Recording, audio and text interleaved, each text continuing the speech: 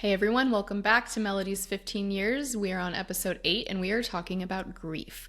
So, this might be a little bit of a heavy episode. We're going to talk about the losses that people don't see, which is the loss of certainty, can be relationships, identity, a life that you thought you'd have, a lot of parts of this one, and some survivor's guilt. So, Melody, this is a very heavy topic. Where would you like to start on this one? Um, Loss of yourself probably is the first one because everything spirals from there, I feel. I feel that when you have a major event in your life, no matter what that event is, it changes you, but you don't realize how it changes you. And as you are starting to live this changed life, you can't help but look back and be this is who I used to be. I'm not that person anymore. I used to be whatever that is. I used to be very strong, very assertive, very confident, very competent. And now I am not those things. Because now maybe I don't feel whole as I used to be. The ocular melanoma diagnosis changed me and kind of pushed my life out off center of where I thought I was going. So the person who I thought I was not that person any longer. I had to learn who I was now. And everybody's different with this, but for me, it was when I got the diagnosis and I realized this is my eye and this is my sight. And then it's amazing how insecure you feel when you lose one of your senses, whether it's hearing, vision, whatever. When you lose a sense that you relied on your whole life, it's difficult, and some people can handle it better than others. I did not handle it well, and I know I did not handle it well because I asked for help and I did not get help, and then I would get resentful when people didn't understand why I needed help. Because I looked good. I looked normal. Well, you just had your eye done, but somebody on the outside looking in doesn't see how you see. And they don't understand the uncertainties walking into a room or driving a car. These are all things that enter into it and that changes who you are. And so then you grieve the person you used to be because I used to not be this person. How did I get here? How did I get so insecure? How did I get so cautious? Not that I'm super cautious now, but I'm a lot more cautious than I was. Um, how did I get here? But this is who I am now because of what I've gone through, and I have to learn.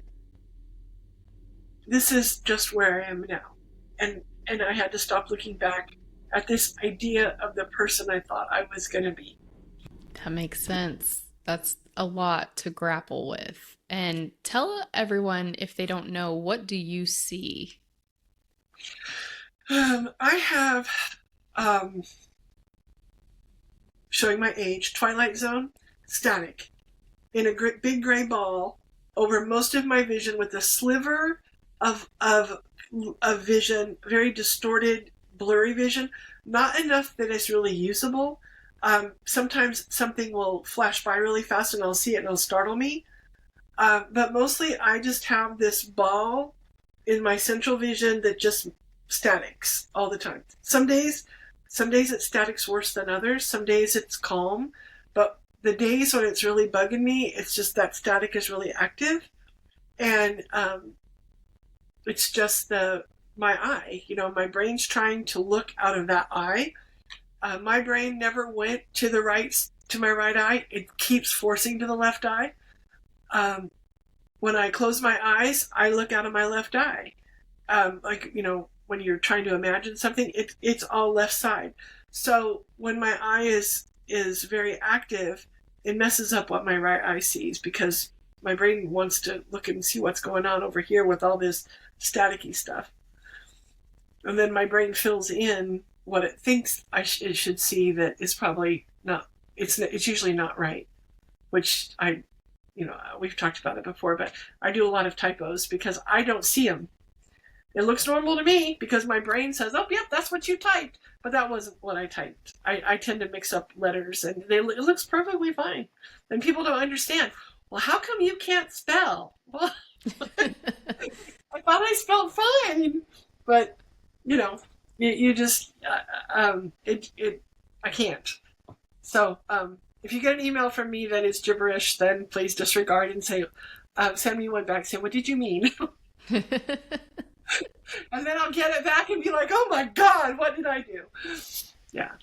So but this was never me. I was never that person. I was the person that was very much a business person, and you didn't send anything out until it was perfect and all your I's were dotted and your T's were crossed, and you read it and read it and read it, and it was good, and then you hit send, and then you sat there and waited for the good reply to come back. Not the reply of, did you mean to say that? But so it kind of shakes your confidence a little bit because you're just not doing the job that you used to do. But it's okay. It's okay I ask people to give me grace. Yeah. And that the loss of yourself and your identity and seeing yourself in a different light that maybe isn't what you wanted to see, those are all very big things. Mm-hmm. I used to love to cook. I don't cook anymore. Cooking is hard. It's hard trying to measure, trying to pour, trying to... Yeah. Well, I did it at your house one time. I was making pecan bars, and you're like, "Oh my God, you're overflowing the pan." I'm like, I don't see that, And so it's not good. Me cooking, I have to cook in very controlled, very specific things. Or go ahead. I have a rule at my house when she comes over. And what is your rule? I'm not allowed to touch the knives. That's the rule. She is not allowed to touch the knives. I will cut it for her. Why? Because we've gone and gotten stitches before, and we're not doing it again. Yeah, because no knives for her. Depth perception is bad, and me and a sharp knife is just not a good thing. So, no. But and this is a hard thing for a lot of people, is when you've been the head of the household for so long, and you're the person, and you have to step back and say, I can't do this, you need to do that. So at your house, I don't cook, you cook. And there's still a part of me that's like, this isn't how it was supposed to be. Everybody was supposed to come to my house, and I was supposed to host the dinners, and I was supposed to cook. Nobody wants that anymore. No, it's not good. We just don't want you to cut yourself. Well, not only that, but my cooking ability has gone way down because I make mistakes. I misread. I think it's a quarter of a cup. I just put in a half a cup, and now my whole recipe is ruined. And it's frustrating because you want to do such a good job, and you want to be that person you used to be. And it's like, I have made this cake so many times. I can do it with my eyes closed, but every time I do it, I mess it up because I don't read. I can't see well enough, and my brain doesn't register well enough to know that's a half a cup, not a quarter cup, girl. Get it together. And then I get mad at myself, and then I beat myself up, and then I feel less than. I feel like I'm a failure, and I go through all of that. And so the best thing for me to do is just not. I just don't. And it's not where I thought I would be at this point in my life, but it is where I'm at. So sometimes you just have to accept it and think, okay, there's a reason why I'm here. This is why I'm here. And that's okay. Yeah, because when you're doing something and the joy is gone, then you don't need to keep doing it. And that is one of the griefs is when you're going through stuff that you used to always enjoy and now you can't enjoy it anymore. It is hard. I was never a big crafty person, but I don't do any crafts anymore because I can't. Between I have double edge. I've got my eye, but I've also got really bad arthritis in my hands. So there's a lot of stuff I just don't have the dexterity to do anymore. And you think when you're younger and you're going through life, you think, this is what I'm going to be when I hit 60, 70 years old. And then as you start heading there and you're not that person, there's a big loss there. You grieve that person that you made up in your head that you were going to be, and you're just not that person. But maybe that's not the person you were meant to be. That's how I kind of go through it. I went through this for a reason, and he brought me here. There's a reason why I'm here. There's a reason why I can't do these things, and there's a reason why I found new things to do. I think that's a very healthy perspective. That's a great way to look at it. Yeah, it doesn't happen overnight though. But grieving the loss of the life that you had is that you thought you were going to have is hard. I thought I would be still married to one person. I thought that we were going to have a beautiful house, and we were going to be doing all this great stuff together, and none of that happened. But I'm in a much better place in my life today. I like where I'm at. So even though I had to lose a lot, I feel I gained even more. I just had to let go of the stuff that I thought I had lost, because it really doesn't matter. Does it matter that I don't cook anymore? No. No, No. very, very good points. And we've talked about relationships before, loss of relationships. Obviously, you've lost a marriage. Any other thoughts on relationships? Oh yeah, you lose a lot of friends. A lot of friends. I used to have a lot of friends.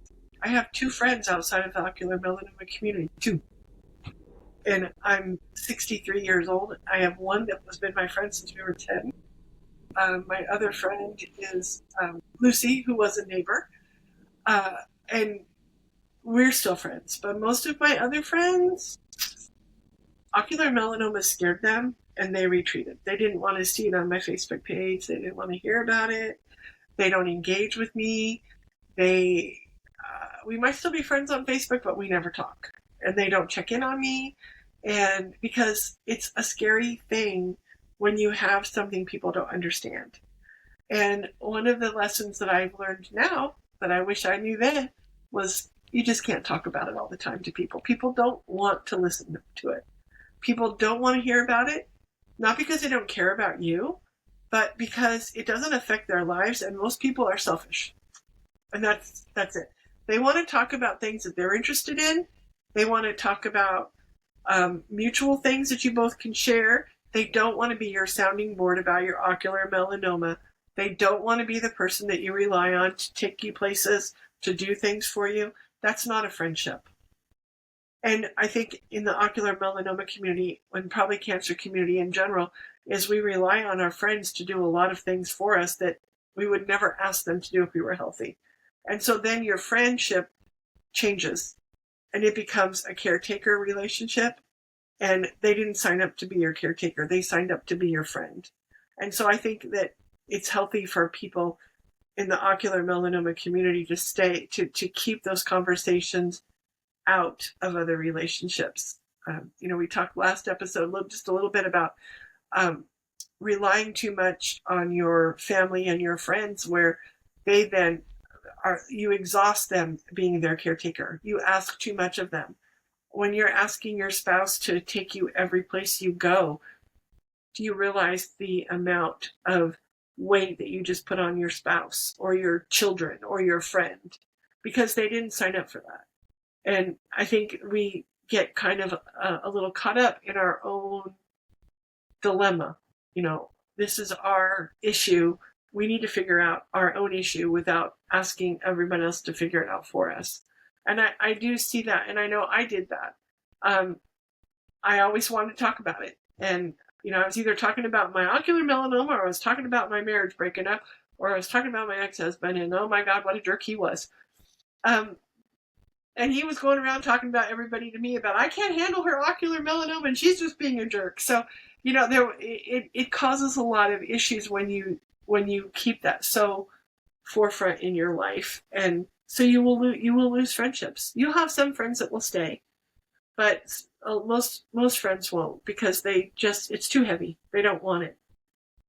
So you do lose a lot of friends that way. They just don't want to hear about it all the time. Yeah. That And I makes know sense. I know my family got sick of hearing about it all the time. Well, you're in a little bit of a different position too with a cure in sight. Because not only is it your cancer, your condition, it's now your full-time job, and it's more than a job. It's a passion project that you are helping so many people with. And so, you do share all of Ocular Insights posts, and you share the podcast. And so if someone does follow your Facebook page, they're going to see it a lot, but Right. you have a mission, a higher purpose that you are pursuing. And Yeah. you're going to lose some friends along the way, but I think the greater good that you're achieving because of that might be worth it. Only you can say. I am going to tell you that the best friends I have ever made are my OMI friends. They are. I have great friendships with them, and we've been friends for many years, and um, we might not talk every day, but they are my great friends, and I wouldn't give them up for anything, and we have great conversations, not about ocular melanoma, but we met because of ocular melanoma. So I have taken the approach that I didn't need those I didn't need those friends any longer. We had our time together, and it's not our time anymore. I'm not resentful to them that they don't check in on me. I'm not resentful that they don't want to invite me to their parties. We had a good time. I'm so glad they were in my life when they were, but now I have different friends. And it's your life kind of evolves, and it doesn't stay the same, and it isn't the life that you always imagine, because maybe what you were imagining was just not even realistic to start with. But I have great friends now, and I've also changed on my ocular melanoma. When I talk about it, I'm not talking about my own ocular melanoma like I used to when I was first diagnosed. People ask me, how can you deal with ocular melanoma all day, every day? Well, it's not mine. I'm dealing with everyone else's. I'm not dealing with mine. So I don't think about mine necessarily. I'm not doing it because I'm not funding research to find a cure for myself. I'm not developing projects that suit me. Because it's not about me and my ocular melanoma, it's about a community of ocular melanoma. So I think it's a little easier for people to deal with ocular melanoma in me now, because now it's my job, just like any other job would be. But there in the beginning, I was pretty much a whiner. I did. I whined a lot. And And I you get know back. what? There is no judgment here. So if you have to do some whining to get through it before you find your strength and your tools, that's okay. And the reason I say that I was a whiner is not to pass judgment even on myself, but I think we all go through it. We all whine about it. You have to go through phases, and each phase takes you to another phase, takes you to another phase, and takes you to where you're supposed to be. And, whining is definitely a part of it. But don't get stuck there. I guess what I'm trying to say. Don't get stuck. It's okay to grieve the life that you had. It's okay to grieve the loss of your eye or your eyesight, but don't live there. That's I guess the biggest message is you can't live in that grief. You have to figure out a way through therapy or whatever, deal with the grief of it, and then move on, because you don't want to get stuck there. You'll just be miserable. Yeah. And I don't know if this is helpful for anyone, but they say an emotion only lasts 30 seconds. And so when the emotion comes in, you acknowledge it. You don't suppress it. You say, okay, I feel it. I feel sad. Why do I feel sad? Explore it for a minute, and then you're done. You don't wallow. You don't stay in it. It's 30 seconds and then it's gone. So if that's helpful to anyone, I have just heard this. This is not something I've made up, but I just will pass it along if it helps. Wisdom comes in little bits and pieces. Nobody's going to just dump it in your lap and say, here's the answer to all your problems. If you do this, you will be fine. You have to take it in you're going to get little tidbits here and there, and you have to take what works for you and leave the rest. What I'm saying is not going to fit everybody. Take what works for you, take part of it, whatever you want, and leave the rest, because this is my journey and this is what worked for me, but it doesn't work for everybody. But I will say one thing to caution everybody is be careful of the pitfalls. Be careful of getting too caught up in your own grief. Be careful of putting too much of your own journey onto other people, because it's asking too much of them. That makes sense. Next, let's talk about the loss of certainty. What does that mean to you? The loss of certainty means that you cannot be certain about anything in life, but that is in everything in life. But when you have an ocular melanoma diagnosis, the certainty gets amplified um, into an echo chamber is the best way I can explain it. You you thought you knew where you were going, and now you're uncertain. Do I have 6 months? Do I have 12 months? I hear people talk all the time. How do I know how much time I have? Well, none of us know. None of us know for certain what our life is. So we're all dealing with uncertainty, but this diagnosis amplifies it because all of a sudden it brought our expiration date a lot closer to us.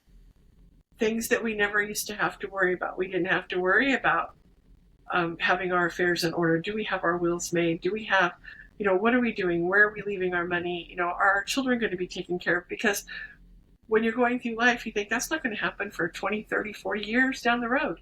And then you get the diagnosis, and all of a sudden your expiration date hits you right in the face. Oh my God, it could come at any time.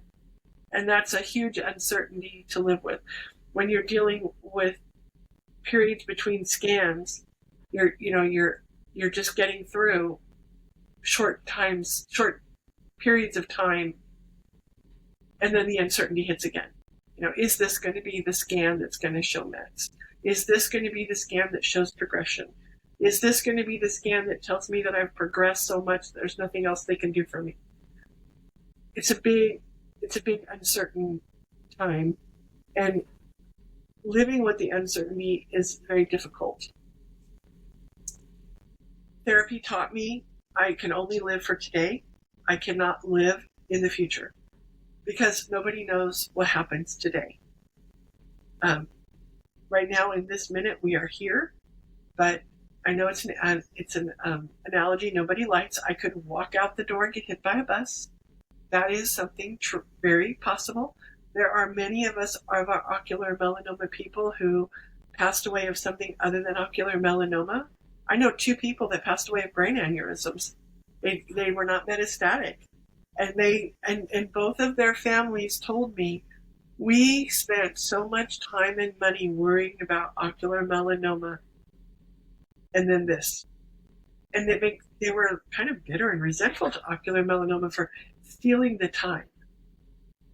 We worried so much, and we lost them in a way that we didn't expect. And it kind of adds insult to injury, maybe is a good way to put it. But it's an uncertain disease, but life is uncertain. And I think just because it's amplified, don't live there, because nobody knows what tomorrow brings. We all have an expiration date, but nobody tells us when it is. Yeah, that's absolutely true. A great point. Okay, so that being said, when you do get good news, you get sort of an emotional whiplash. What does that feel like? Ooh, exhausting, because I think most of us in our heads get this impending doom. And that's the only way I can explain it. It's an impending doom. Something bad is going to happen. I know this is going to be the scan that I'm not going to get good news. And you get yourself so psyched up for it. You just know it's going to be bad news. And then you go in and you get the scan, and they're like, oh, you're great. Scans are great. See you in 6 months. And you're like, wow, thank God. Let's go celebrate. And it is a whiplash. And then you do it again. And you do it again. And it's exhausting. Because it's really hard to find that even. Because you can't be even. It's a high. It's a low. There's not a nice middle ground. So it's an emotional exhaustion. And even though you get good news and you have that letdown and you get the relief and you might be smiling and be happy for a minute, then I think at some point the reality hits you that, okay, that's this time, but what about next time? And so you always have this doubt. It just kind of nags at you. Okay, I'm good. You don't leave and say, oh, I'm good. I'm fine. I can just go live my life. Because in 6 months you got another scan, or 3 months you have another scan. And so you can only enjoy it for a real small period. So you kind of bounce back and forth between worry and relief, worry and relief. And it's just emotionally exhausting. Most people don't realize that. And how does survivor's guilt then come into that? Oh, that was a tough one. um, so survivor's guilt is when you get good news and somebody else gets bad news, you feel guilty because you got good news and they didn't. And then you go into the why. How come them and not me? And then you start really dissecting it, analyzing it, and it comes back into that uncertainty thing because none of us know, and it's very hard to celebrate your good news when your friend has bad news, or you're living your life fine and you lose friends, because that's one of the pitfalls of being in a community. You lose a lot of friends. Just lost a really good friend a couple weeks ago. You wonder why. There's a lot of that. Why me? Why them? How come? And none of us know because it's not for us to know. We're here to live our life, and we're going. This is things that just happens, but survivor guilt is a real thing. Why am I here 15 years later when I was not supposed to be here?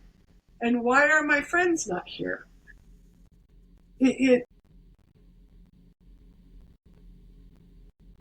just not fair. Yeah, it's not. I think survivor's guilt, the hardest part is when we lose people in the community and we wonder why. Well, it's not our time. It's just not our time. And I know that, there's a lot of things that people say, oh,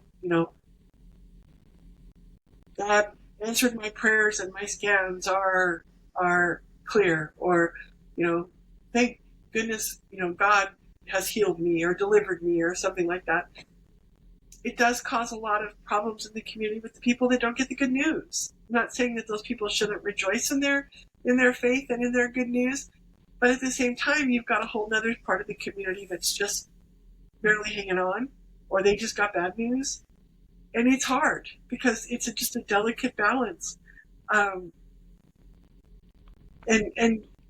trying to live with the guilt of it is hard. The only way I get through it is just by saying it's just the way it's supposed to be. It's not my time. It's their time. Yeah. It doesn't help, but it's hard. It's a hard thing to live with. It really is hard. Yeah, absolutely. So, how do you process that or move on and try to put it away? Can you do that? Yes and no.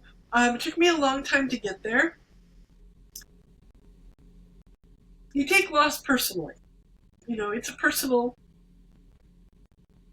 loss. The losses add up. So I choose to float down the river of denial, which is not what my therapist would ask me to do. But I just try not to think about it. I try to, like you said, process my emotions in the minute, put it away, and go on. Because you can't live in that space. Well, friends, like we said, this is a heavy episode. So, if you have an experience with any of these things that we've talked about, please leave us a comment. Please send us an email. We have a Tuesday evening support group on Zoom that you can connect with some other people that have this condition if you do want to talk about it. We have a lot of resources on our website. So if you are dealing with any of these very heavy topics and you need some support, please reach out to us. You can email any of us. Our email addresses are our first names at acureInsight.org. You can also email contact@acureInsight.org and it will find its way to wherever it's supposed to go. And please check out our website, acureinsight.org, and find some resources there if you can. And if you need more, let us know what we can do to help you. It is hard. And the one thing I could say is do your best to process your emotions and move on. Because we can't take on other people's journey, just like we can't give other people our journey. I try really hard to process, wish them well, and live in the good memories. That's a wonderful way to put it. Live in the good memories, because there are good memories and there's a lot to celebrate and a lot to rejoice. And there are those hard pieces. And, it's kind of like they say you can't have light without dark.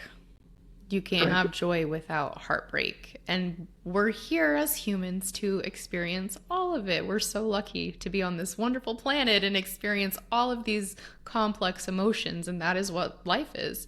So hopefully we've been some kind of resource for you, or we've been able to connect you with a resource in this. And hopefully just hearing somebody else's story who's walking your path is helpful. And like we've said, please reach out if you need us. We're all here, and we hope that everyone has support and has some joy, some things that bring you joy. So we're going to end this episode on a joyful note. So let's talk about all the things that are bringing you joy right now. The community. I don't know how to explain the people. They make the journey easier. And it's not just patients. It's the companies, the researchers, the physicians. I get joy out of hearing from them, hearing them when they get a breakthrough. A researcher finds something and they get excited. Going to these meetings where they're talking about how maybe new breakthroughs that are leading them down a new path to find something that might eventually give us a cure. That's a huge joy. Last night on the Zoom meeting, we had one of the reps from Delcathon, and listening to her talk to the patients and answering questions and the conversations that came out of it. This is a wonderful community full of love and a lot of life. And don't be afraid to jump into the community because you're afraid of the loss. Because while the losses are hard, the rewards are bigger. And the rewards are huge. And I love talking to my fellow OMIs. I love the conversations that we have. I had 2 great conversations with 2 OMIs that I've known for years last night. And it was just general talking. We weren't talking about OM necessarily, but we were talking about, our doctors and the silly things we've done, and what brings us joy. Walking 10 blocks to go do something. That walking is joyful, and and there's so much that we share that is the same. That our differences kind of fade away, and the sadness fades away. And you're walking, I used one of Dr. Murthy and Jaya's sayings, you're walking shoulder to shoulder with your fellow patients that know exactly how you feel, that can accept you exactly how you are, that understand exactly what you're going to say, and can probably even finish your sentence for you because they're feeling the same way. And it's a place of acceptance. It's a place of belonging. It's a place of fitting in. When you feel like you really don't fit in out there in the world because people don't understand you. So when you're going through all of those things and you're grieving the life that you used to have, and you're feeling very sad because you're in this why me phase, if that's where you're at, you get into the group, and just the communities are it's like a big hug. It's the best I can explain it. And to me, the community every day is like I get a hug every day. Because somewhere I'm going to get gratitude I'm going to give gratitude. I'm not saying that people are giving gratitude to me, but to gratitude in general. We are all still here today. And that right there is something to be grateful for. And I'm grateful to be able to be in the journey along with so many people and watch them as they go from newly diagnosed to being treated to living a life and then accepting it, and us all coming together. We're planning the I Believe meeting right now, and that's joyful. There's a lot of joy in this community if you take the time to find it. I think that was a perfect way to wrap up this episode. So we're going to leave you guys here and we will see you on the next episode. Please like and subscribe. Please leave us a comment. Let us know what you thought if you relate to this. And like I said, check out our website, ocurinsight.org. There's a lot of great resources, and we hope that we get to see you at one of our events or in a Zoom meeting soon.